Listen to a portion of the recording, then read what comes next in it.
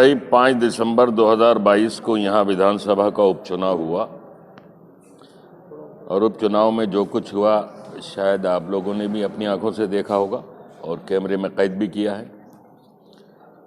जिस तरह से सोशल मीडिया में वीडियो वायरल हो रही हैं, लोगों के साथ जो सलूक हुआ, उनके हाथ पैर तोड़े गए, कितने लोग अस्पतालों में हैं, कितने लोग ज़िंदगी भर के लिए अपाहज हो चुके हैं।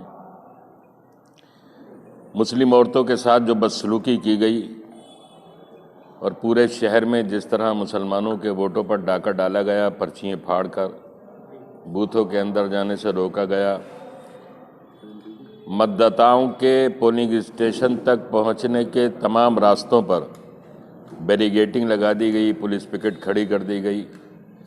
ऐसा खौफनाक मंजर, ऐसी बर्बरता, ऐसी इंसानियत दुश्मन हरकतें और प्रशासन की अपने ही शहर के शहरियों और मुसलमानों के साथ इतनी नफ़रत शायद तारीख़ ने कभी नहीं देखी होगी। सोशल मीडिया में तमाम चीज़ें वायरल हो रही हैं, लोगों ने उसकी वीडियो बनाई हैं। बहुत सी वीडियो अभी लोगों ने लोड भी नहीं की हैं, अभी उसको सामने लाई भी नहीं है, बराबर आ रही हैं। वो ख़ुद पूरी कहानी बयान करती हैं, किस तरह लाठी डंडे लेके पीछे भाग रहे हैं पुलिस वाले, घरों में जा जाकर मार रहे हैं, घरों से निकलने नहीं दे रहे हैं, गलियों पर कब्ज़ा कर रखा है।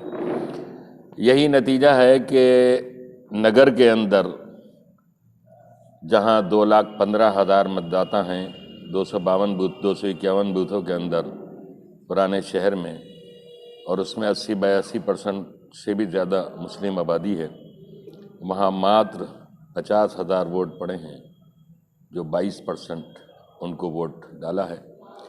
और वो भी वो रामपुर के जयाले हैं, बहादुर लोग हैं, जो तमाम बुरे हालात के बावजूद, लाठियाँ खाने के बावजूद वोट डालने में कामयाब हो गए और एक एक वोटर को एक वोट डालने के लिए 4-4 बार, अपने 6-6 बार अपने मतदान स्थल तक जाना पड़ा, क्योंकि पुलिस ने कोई रास्ता ही नहीं छोड़ा था।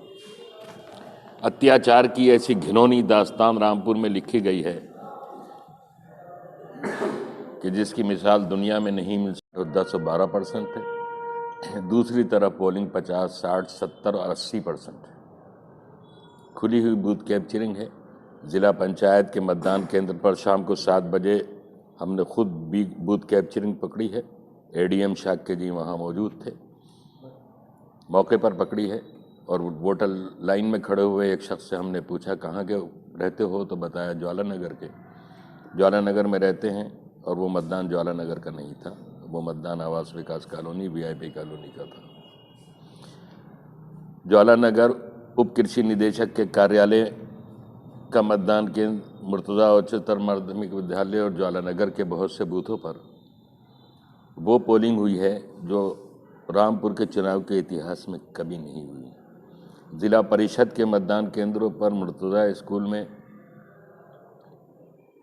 कृषि अधिकारी के कार्यालय में जो बूथ है, इन बूथों पर जो वीआईपी एरिया के हैं, सिविल लाइंस के हैं, इतिहास निकाल के देखिए, कभी पोलिंग इतनी नहीं हुई जितनी इस बार बूथ कैप्चरिंग करके वहाँ हुई है। प्रमाण है कि वो बूथ कैप्चरिंग है। हमने सारी शिकायत की हैं और चुनाव आयोग से ये डिमांड की है कि मतगणना को रोक दिया जाए, निष्पक्ष में यहाँ दोबारा चुनाव कराया जाए, अर्धसैनिक बलों की, मिलिट्री की निगरानी में, ताकि लोग अपने वोट आज़ादी के साथ डाल सकें और लोगों पर जिन्होंने जुल्म किया है उनको कटहरे में खड़ा किया जाए, कानून के दायरे में उन पर कार्रवाई की जाए। चुनाव प्रक्रिया में हमने संविधान का और अपने नागरिक अधिकारों का सम्मान करते हुए भाग लिया है। अगर ये बात पहले हो जाती है कि भारतीय जनता पार्टी को ही यहाँ जिताना है, तो जाहिर है चुनाव प्रक्रिया में कोई भी भाग नहीं लेता, आप जीत का सर्टिफिकेट दे देते। लेकिन हमने भाग लिया है। कल को मतगणना है। अगर चुनाव आयोग हमारी शिकायत, हमें उम्मीद है कि चुनाव आयोग हमारी शिकायत पर गौर करेगा और कल की मतगणना रोक देगा।